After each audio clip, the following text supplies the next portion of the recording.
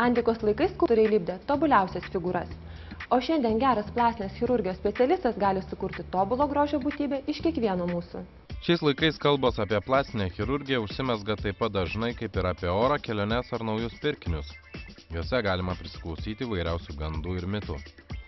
Gytė Grigonytė Babajan viena geriausių plastinės ir estetinės chirurgijos gydytojų Lietuvoje. Klinika, kurioje ji dirba, visuomet buvo naujovių, profesionalumo bei kokybės priešakyje ir nenusileidžia aukščiausio lygio klinikoms Europoje.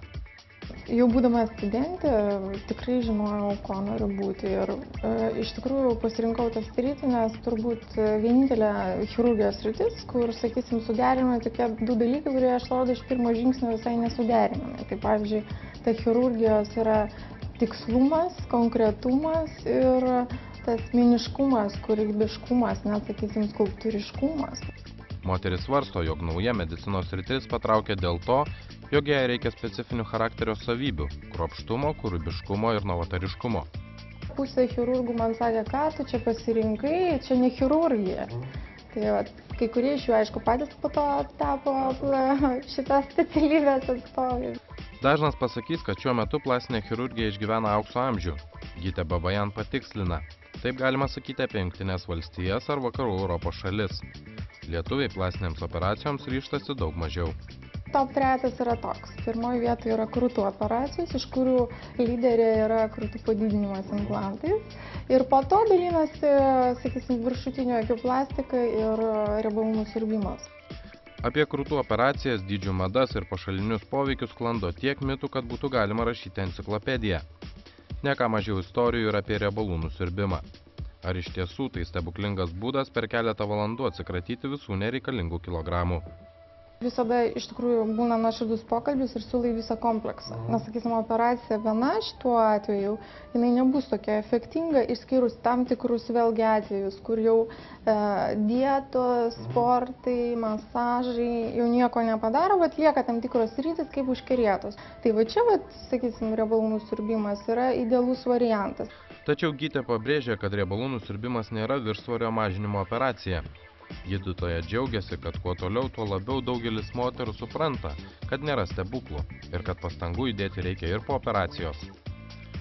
Apie mums nesuvokiamus dalykus Gytė Babajan kalba taip paprastai, kaip apie savaime suprantamus. Negi ilgametę patirtį turinčiai gydytojai nebėra nieko stebėtino ar sudėtingo. Sudėtingiausia nuo Gytės neišmokti technikos, bet sukurti harmoningą vaizdą. Tam reikalingas glaudus paciento ir gydytojo ryšys, tarpusavio pasitikėjimas. Techniškai, sakysim, galima išskirti tokias 2 operacijas, kurių skaitosi viršūniai pagal sudėtingumą. Tai yra dailius nosies, rinoplastika ir, sakysim, faceliftas veido patempimas. Veido tempimas yra sudėtinga, tačiau daug populiaresnė operacija. Estetinė medicina šiandien siūlo galybę būdų ir priemonių padedančių turėti gražią, lygią, jauną, skaisčią odą. Naujausia ir populiariausia veido odos tobulinimo procedūra – frakcinis odos atnaujinimas lazeriu. Dėl naujų technologijų, aparatų, priemonių, ši procedūra yra gerokai paprastesnė ir labai efektyvi. Pats žodis reiškia, kad oda pakeičiama į naują odą, atnaujinimą frakcinis, tai yra dalimis.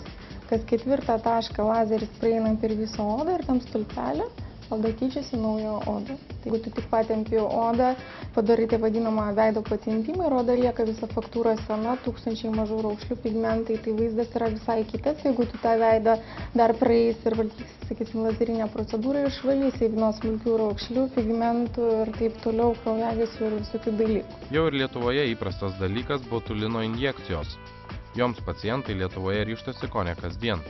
Įdomu, jog smarkiai daugėja šias operacijas besidarančių vyrų.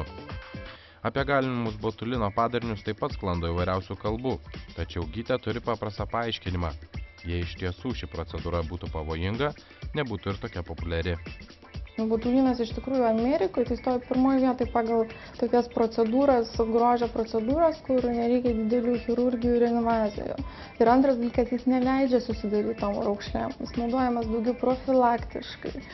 Išvaizdos ir grožio problemos yra vienos jautriausių, todėl plastinės chirurgijos gydytojas turi būti ne tik geras savo srities specialistas, bet ir psichologas.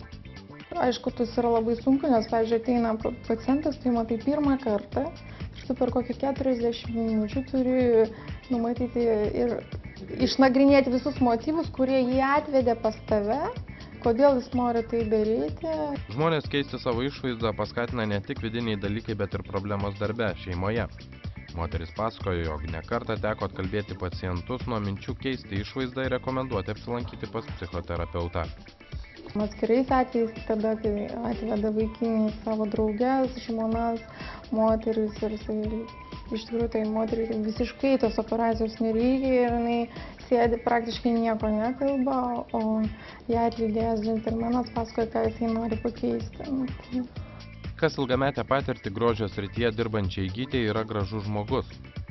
Apie tobulumo paieškas gydytoja kalba atsargiai. Asmeniškai man turi būti žmogus harmoningas visame kame, netgi veidų bruožuose. Jeigu, sakysim, jau kalbam konkrečiai apie grožį, bet nebūtinai taisyklinga. Truputį netaisyklingumo ir įnešta visą žavesį. Gydytoja Babajan teigia akimis neskanuojanti žmonių, su kuriais bendrauja ir negalvojanti, kaip čia ką patobulinus. Ji juokauja, jog taip vertinant žmonės pasidarytų neramu gyventi, nes visos mintis būtų lik darbo įkarštyje. Gal to darbo yra labai daug, bet tikrai aš negyvenu tam, kad tik dirbčiau. Kitas dalykas yra, kad ta profesija man žiauriai patinka. Tai va dėl to gal aš tikrai ir dirbu daugiau. Nors daugiausia laiko gydytoja Grigonytė Babajan praleidžia įtemptai dirbdama, laisvalaikis stengiasi leisti turiningai. Poilsis ir laisvalaikis būtinas kiekvienam, sako ji, tiek dėl grožio, tiek tam, kad galėtų vėl pasinerti į darbą ir gražinti žmones, bei daryti juos laimingesniais.